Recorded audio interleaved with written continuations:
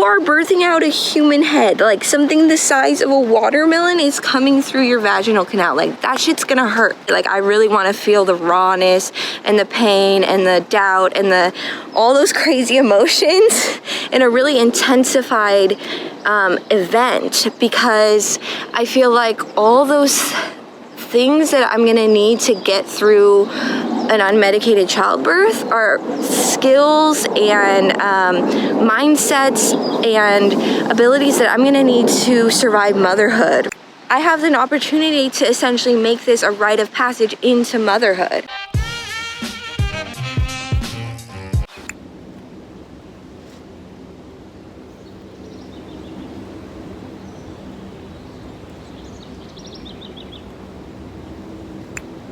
Why am I choosing to go unmedicated? Well, in the beginning, my answer to that question, and in the beginning, the question wasn't even that. It was, do I go unmedicated? Should I do a traditional hospital birth? Which thing should I opt for, which not? Like, I was just kind of looking into the concept of natural or unmedicated. And so at first the question was, do I want a natural unmedicated birth? Sorry if the wind is hurting the audio. And in the beginning, my answer, when I first decided, my answer was yes, I want unmedicated. My reasoning, and the thing that really kind of sold me on this plan, was actually when I realized, or when I learned that the drugs which hospitals and doctors provide actually dampen the natural drugs that our bodies produce when we give birth. So, you know, I'm not a scientist, I'm not a medical expert, but I'm a psychology student, and I have a bare basic understanding, a basic framework of, you know, hormones and physiology to feel like I understand that our bodies naturally create hormones, and, you know, our brain chemistry naturally shifts, and obviously pregnancy and birth and motherhood are all times where there's a lot of shifts and hormonal changes going on. And so when I realized that the drugs would interfere with my body's natural ability to create those natural hormones, the oxytocin, I'm so pregnant right now, I'm brain dead, but the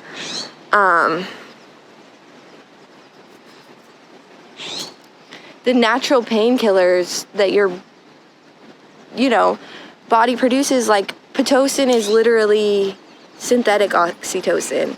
And I realized, like, oh, I'd rather just have access to what my body naturally produces. You know what I'm saying? So it was really a motivation to be able to tap into my body's natural chemistry, my body's natural ability to alter my experience and not dampen that in any way or hinder that in any way. Because honestly, I had heard things of like, oh, like epidurals do affect babies and da-da-da, and it just like, it didn't really seem to hold its weight, really. I don't know if I believe that. I think medications do tend to be fairly safe for babies. So for me, it was really, it was for me. It was for me wanting a better experience and a better bonding experience in the first few moments. And so I really wanted access to all the raw physiological and brain chemistry changes that I knew my body was capable and is capable of doing. But as my pregnancy progressed, my answer has sort of grown from there. I mean, I think I've talked about, you know, like I was excited about the natural euphoria that I would get, and I didn't want to dampen that. But then as the pregnancy progressed, I actually have become excited about the pain that I will feel. That, as crazy as that sounds. I've talked to so many moms and so many family and friends and random strangers at the park and just like women all around me naturally feel inclined to share their birth stories and share their experiences of motherhood and of birth. And I really appreciate that. And I want to hear as many stories as I can. And then I, listen to the Birth Hour podcast. I listen to stories online. I look at videos, and as I'm like compiling this sort of database of all these stories of birth, I noticed that a very common theme of women who chose to do unmedicated was that they really felt like they reached a breaking point or a moment where they felt like they couldn't do it. And they talk about the pain, and medicated mamas talk about the pain and the hard times through recovery, and just a lot of times they'll immediately apologize and be like, oh, I don't want to scare you. But to me, and I respect that some people don't want to hear the horror stories either. But to me, I love the horror stories. I love all of it. I want to hear all of the stories because it's real and it's reality, and I can always learn from anybody's experience. So I don't want it to be sugar-coated, but I learned that pain was a common theme, and that's kind of obviously, we all know childbirth hurts. And I always kind of instinctively distance myself from most forms of media that are pain-free childbirth, and I just it was so effortless, I just popped him out because I'm just better than you, whatever. I'm more spiritually elevated, I don't have to feel pain. And it's that it reeks of bullshit, right? It's you are birthing out a human head, something the size of a watermelon is coming through your vaginal canal. That shit's gonna hurt. And so I actually am excited for that pain though, because it's such an opportunity to experience something hard and to experience something that you reach that moment where you don't think you can do it, and then what do you know? You freaking can, because you're strong, right? It's not, I don't want to say proving to myself, but it's an opportunity to do something, to push myself to a limit, to do something out of the zone of what I imagine as capable or what I have ever done before. And so I think that's a really, really valuable opportunity. And it's just so funny, I think a lot of people have this attitude of oh, well, we've progressed past the need of painful birth experiences. We have all these medications, you're dumb if you don't use them. And I'm not saying, everybody should go unmedicated. I think it's really good that it exists. But to me, it's kind of looking at a runner and being what are you, stupid? Our society has progressed past the need of needing to do transportation that way. We have cars and trains and boats. Why are you running? And the runner's you're missing the point. I don't run, but the people that, train for a marathon, they understand that society has progressed past the need of being able to run really fast and transport our bodies that way. They, I'm sure, understand the value of cars and of other modes of getting somewhere, but they're choosing to do something hard, to push their body to a limit, to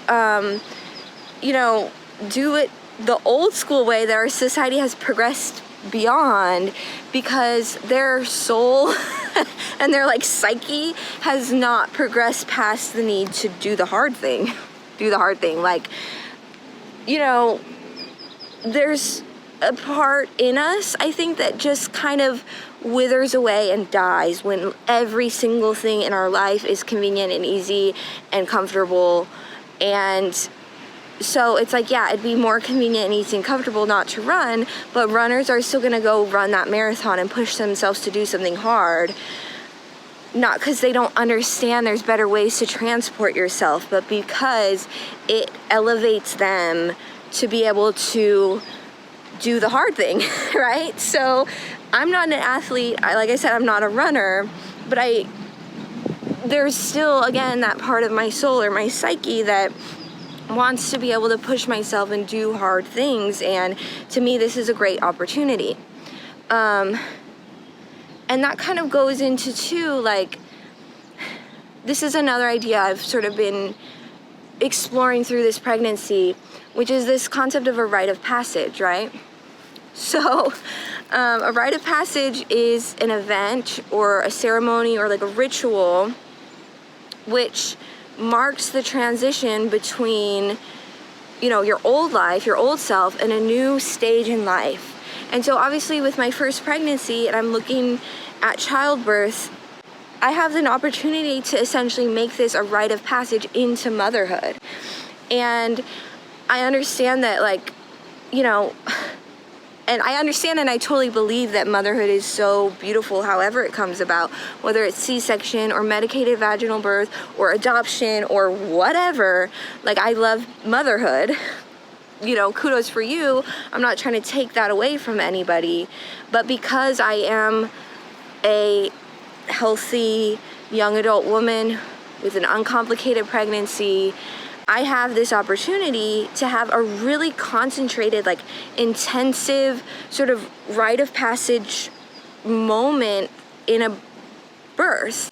And, you know, I'm sure you could find your own way into making other types of birth their own rite of passage. And maybe, and I'm not saying a traditional medicalized hospital birth is not a rite of passage in and of itself, but I really want to cherish this and make it as special and not dampen or like hinder the experience in any way. Like, I really want to feel the rawness and the pain and the doubt and all those crazy emotions in a really intensified event, because I feel like all those things that I'm gonna need to get through an unmedicated childbirth are skills and mindsets and abilities that I'm gonna need to survive motherhood, right? So it's like, I know I'm gonna have self-doubt and I'm gonna have to surrender to God. Guess what? I'm gonna need that in motherhood too. I know I'm gonna be tired and exhausted. Baby's crying all night. You know I'm gonna have to, again, just trust, surrender. I know I'm going to be in pain, and all these things are things I'm going to experience in a long-term, long-scale version in my new life as a mother, because motherhood is sacrifice, and it is painful, and it is, you know, a struggle sometimes, and we have to learn that trust and that perseverance and that faith to carry on, and a belief in ourselves that we're strong enough to do it. And so for me, I see this birth as an opportunity to, like I said, in a condensed sort of event, practice all those skills, and in a very like physical, short-term way, do all the things that I'm gonna need to do for the rest of my life as a mom, pretty much, you know? And to sort of be able to carry that with me, I think will be really valuable. And so, yeah, I'm not sure if that made any sense. Like I said, this was really more for me to ramble and start having an excuse to talk out loud, and like really, you know, this sort of Jordan Peterson-esque philosophy that, I mean, it's a big philosophy. A lot of people talk about it, but he's one that's really spelled it out to a lot of people and spelled it out to me, that the idea that verbalization, pulling these abstract ideas floating around in our heads into speech and into, you know, solid ideas. I'm not making any sense. I need to wrap it up. But the idea that we can have all these feelings and these ideas all wispy in our head, but the only way to really bring them into reality is to put them in the physical realm, and a great way to do that is verbally. So I'll shut up now. I don't know if this could be helpful to anyone but myself, but I'm gonna just throw it up on the internet, and hopefully somebody might like it. I don't know. But if you do like it, obviously do the good stuff, like, subscribe, yada yada. And yeah, thanks for watching. Bye.